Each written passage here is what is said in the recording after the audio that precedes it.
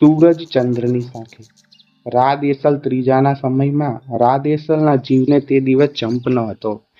એની નીંદરને એક ચિંતાએ હરી લીધી છે. રાતમાં ઉઠીને ઉઠીને એ કાગળિયો હાથમાં ઝાલી વિચારમાં ગરકાવ થઈ જાય છે. કાગળિયો એનો ખોયડો બન્યો છે. એ એક લખત હતું. લખી દેનાર એક કણબી અને લખાવનાર એક શાહુકાર. શાહુકારને ખેડૂએ લખી દીધેલ કે 1000 કોરી મેં તમારી પાસેથી લીધી છે, તે મારે વ્યાજ સોતી ભરી જવી છે. સૂરજચંદ્રની સાખી. પણ આજ એ દસ્તાવેજમાંથી નવો જ મામલો ઊભો થયો છે. ખેડૂ કહે છે કે મેં કોરી 1000 ભરી દીધી છે. વાણિયો કહે છે કે જૂઠી વાત, એણે નથી ભરી. ખેડૂતે કોરી ચૂકવ્યાનો કોઈ સાક્ષ નથી, કોઈ એંધાણ નથી. ન્યાયની દેવડીએ ફેંસલા લખાણા કે કણબી કૂડ કરે છે. જીયેરા જીયેરા મારી વારે તાજો જીયેરા. મધરાતે દરબારગઢની દેવડીએ કણબીની ચીસ પડી. કોણ છો માડું? મધરાતે કમાડ કેમ ખખડાવ્યા? જીયેરા મારો ઇન્સાફ તોડો. 1000 કોરી ઉપર હું આંસુડા નથી પાડતો, પણ હું કણબીની દીકરો ખોટો પડું છું. કાગળિયામાં તપાસી રાયે નિસાસો મોલ્યો. ભાઈ શું કરું? તારી કોરી ભર્યાની નિશાની જ ન મળે.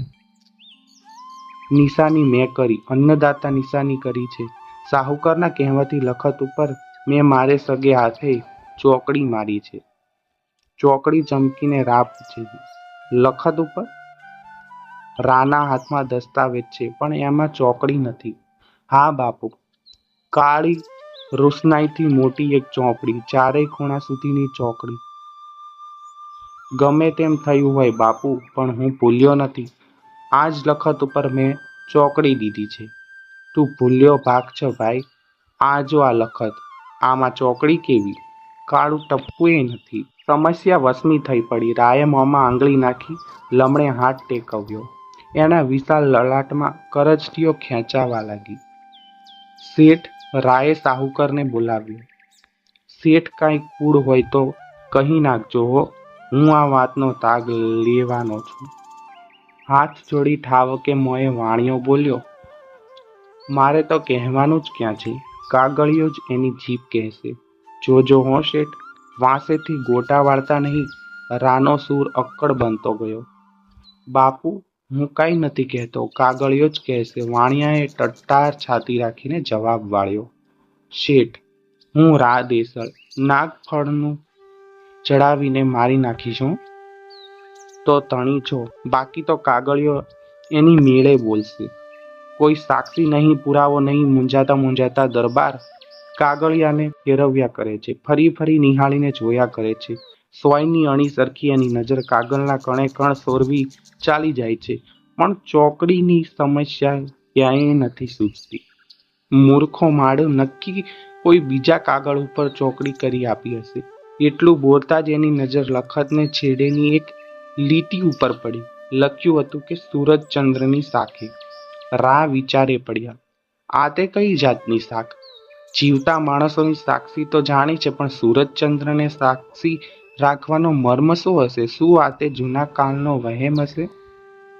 ના ના, આ સાક્ષી લખવામાં કંઈક ઊંડો ભેદ હોવો જોઈએ.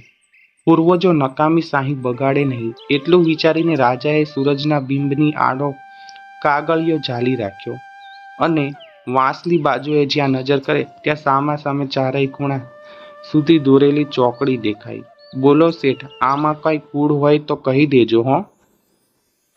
જીયેરા, મારે ક્યાં કઈ કહેવાનું છે, કાગળિયો જ કહેશે ને. વાણિયાએ ઠાવકે મોઢે જવાબ દીધો.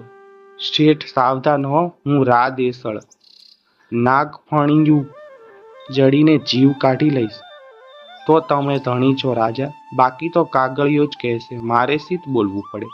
શેઠ, રા પોતાના અંદરની અગ્નિજાળને દબાવતા પૂછે છે. કણબી કહે છે કે લખત પર એણે ચોકડી મારી દીધી છે. તો કાગળિયો જ બોલશે ને બાપ. પટેલ, તમે ચોકડી મારી એનો કોઈ સાક્ષી? કાળો કાગડોય નહીં જીયેરા, આમાં તો લખ્યું છે કે સૂરજચંદ્રની સાખી. જીયેરા, વાણિયાએ હસીને જવાબ દીધો. એ તો લખવાનો રિવાજ, બાપ દાદાની ટેવ. બાકી સુરજચંદ્રને શાખાવાળા તો કંઈ અમારા કંઈક લખત ડૂબ્યા છે. પટેલ, તમને સુરજચંદ્રની શાખ ઉપર આસ્થા ખરી? દેવતા તો શાખ દીધા વિના રહેતા જ નથી. દાદા, પણ એ શાખ ઉકેલવાની આંખો વિનાની માનવી શું કરે? ઓરા આવો શેઠ, રાયે જવાબ દીધો. ચોગાનમાં જઈને લખતનો કાગળિયો સૂર્ય મહારાજ સામે ધરી રાખ્યો. પાણીની ચોકડીના ધાબાઓ આખા પ્રકાશી નીકળ્યા. કહો હવે શેઠ, તમે કરામત શી કરી હતી? સાચું બોલો તો છોડી દઈશ. શર્મિંદે વાણીએ પોતાની ચતુરાઈનું પાપ વર્ણ્યું.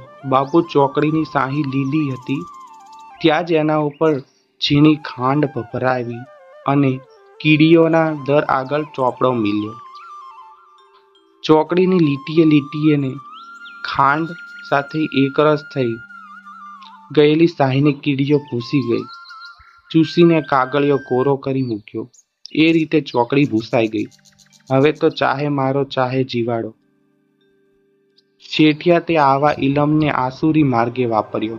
તારી ચતુરાઈને તે ચોરી દગલબાજી શીખવી.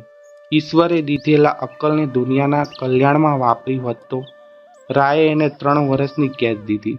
આ વાર્તાના લેખક ઝવેરચંદ મેઘાણી છે અને આ માહિતી સૌરાષ્ટ્રની રસધારમાંથી લેવામાં આવેલ છે.